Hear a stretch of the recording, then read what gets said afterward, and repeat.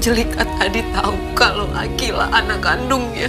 Akila Kalista itu siapa? Kalau kamu nggak mau jawab, aku akan datangin Mayang dan aku akan bawa ini ke pengadilan. Ketegangan di dalam ruangan itu memuncak hingga ke titik didih yang menyesakkan. Suasana yang semula tenang seketika berubah menjadi kalut dan tak terkendali, seolah oksigen di sekitar mereka mendadak lenyap. Angelika berdiri tegak dengan napas yang memburu tak beraturan, dadanya naik turun menahan gelombang emosi yang meluap. Sorot matanya menghunus tajam, penuh dengan tuntutan yang tak bisa lagi ditawar. Ia sudah sampai pada batas kesabarannya. Ia telah lelah dengan segala teka-teki, sandiwara, dan jawaban yang menggantung. Yang ia ingin saat ini hanyalah satu: kebenaran mutlak mengenai asal-usul Akila. Sebuah kenyataan pahit yang selama ini ia rasa sengaja dikubur rapat-rapat oleh orang-orang di sekelilingnya. Di hadapannya, Leon hanya terpaku membisu. Wajahnya tampak kaku seperti porselen. Dengan rahang yang mengeras kuat, hingga gurat-gurat urat di lehernya terlihat jelas. Kata-katanya seolah tersangkut di tenggorokan, tertahan oleh beban rahasia yang teramat berat untuk diucapkan. Namun, sikap diam Leon justru menjadi bahan bakar bagi api amarah Angelika. Dengan suara yang bergetar hebat, namun tetap terdengar tegas, Angelika melontarkan ancaman terakhirnya. Ia menegaskan bahwa jika Leon tetap memilih untuk membisu, ia tidak akan ragu untuk mendatangi Mayang dan menyeret seluruh persoalan ini ke meja hijau. Ia bersumpah akan merebut Akila kembali ke pelukannya, apapun harganya. Ancaman itu bukanlah sekadar gertakan kosong, melainkan sebuah pernyataan perang dari seorang ibu yang merasa hak paling sucinya telah dirampas secara paksa. Leon merasa dunianya menyempit. Ia terpojok tanpa celah untuk melarikan diri, sementara tubuhnya mendadak terasa lemas kehilangan tenaga. Pikirannya melayang pada dokumen adopsi sah yang terjalin antara dirinya dan Mayang. Selembar kertas yang selama bertahun-tahun ia anggap sebagai perisai pelindung. Namun kini justru terasa seperti jerat yang mencekik lehernya sendiri. Ia sadar betul, jika Angelika benar-benar membawa masalah ini ke ranah hukum, maka kehancuran total akan menyapu mereka semua. Nama baik, masa lalu yang kelam, dan kehidupan orang-orang yang ia sayangi akan ikut terseret ke dalam kehancuran. Namun, meski badai besar sudah berada tepat di depan matanya, Leon tetap memilih untuk mematung diam, seolah-olah dengan menjadi patung, ia bisa luput dari kenyataan. Ratapan Mayang dan kebingungan Akila. Di kediaman yang berbeda, Mayang pun tengah didera oleh kegelisahan yang sama hebatnya.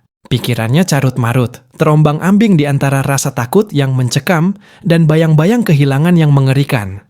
Ia memiliki firasat kuat bahwa Angelika sudah mencium jejak rahasia mereka.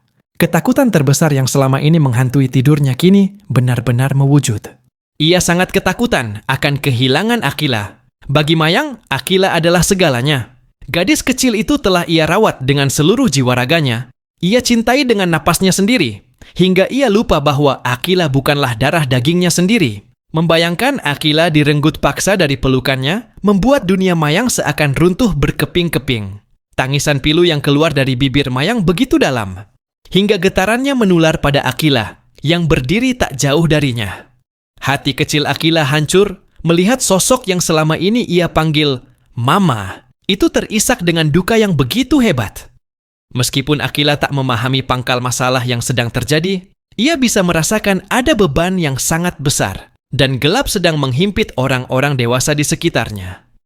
Nalurinya yang peka membisikkan sesuatu.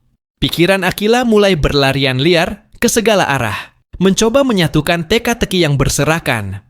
Ia mulai curiga ada benang merah yang menghubungkan kesedihan ibunya dengan kehadiran Tante Angelika yang tiba-tiba.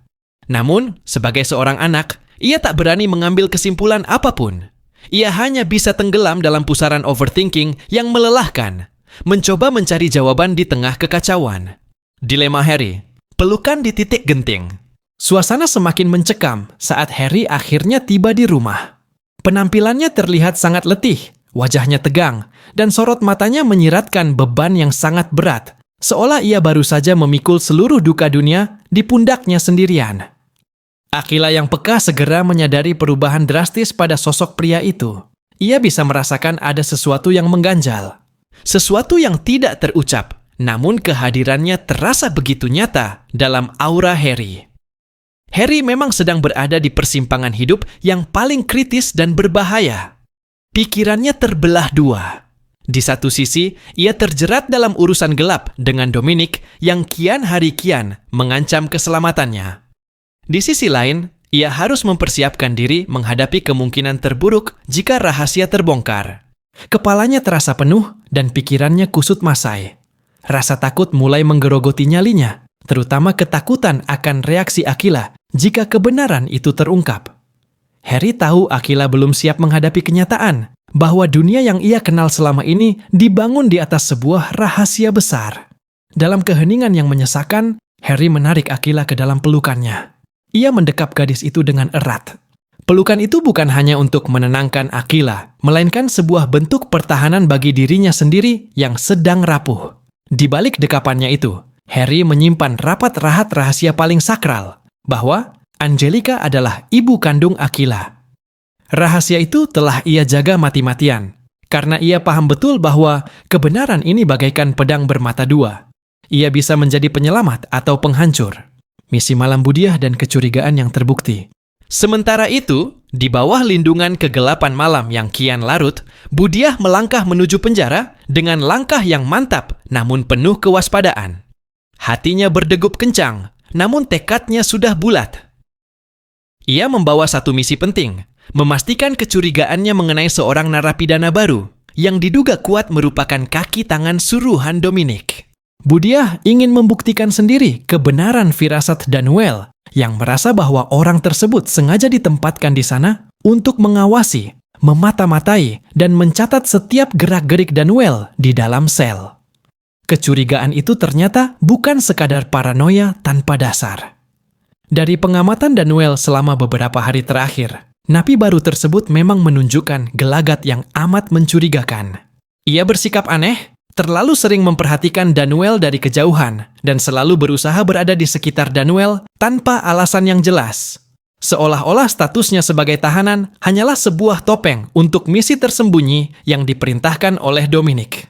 Budiah semakin yakin bahwa kehadirannya di penjara malam ini adalah langkah yang tepat. Ia menduga kuat jika ia datang pada jam kunjungan. Firasat buruk Sarah dan Mohan. Di tempat lain, ketenangan seolah menjadi barang mewah bagi Sarah. Di rumah, ia tidak bisa memejamkan mata, apalagi menenangkan hatinya yang terus bergejolak. Rasa gelisah menyiksa batinnya saat mengetahui ibunya nekat pergi ke penjara di tengah malam buta. Campuran antara rasa khawatir dan firasat buruk yang tajam membuat dadanya terasa sesak, seolah dihimpit batu besar. Sarah sangat yakin bahwa ini bukanlah kunjungan biasa yang didasari rasa rindu atau empati. Pasti ada sesuatu yang sangat besar, berbahaya, dan mendesak sehingga ibunya berani mengambil risiko sebesar itu. Dalam ketakutannya, Sarah akhirnya meminta bantuan Mohan untuk menemaninya. Ia merasa tidak sanggup menghadapi ketidakpastian ini sendirian dan membutuhkan seseorang yang bisa ia jadikan sandaran. Di dalam lubuk hatinya yang paling dalam, Sarah memiliki keyakinan yang kuat bahwa langkah yang diambil Budiah malam ini akan menjadi kunci pembuka bagi pintu masalah yang jauh lebih besar. Sebuah masalah yang akan menyeret nama-nama besar dan secara permanen mengubah jalan hidup banyak orang. Malam itu, rahasia, ketakutan, dan kebenaran yang tertunda saling berkejaran di balik bayang-bayang. Semua orang kini berdiri di ambang perubahan besar yang tak terelakkan, tanpa pernah tahu siapa di antara mereka yang akan mengalami luka paling dalam saat cahaya fajar pertama kali menyentuh bumi esok hari.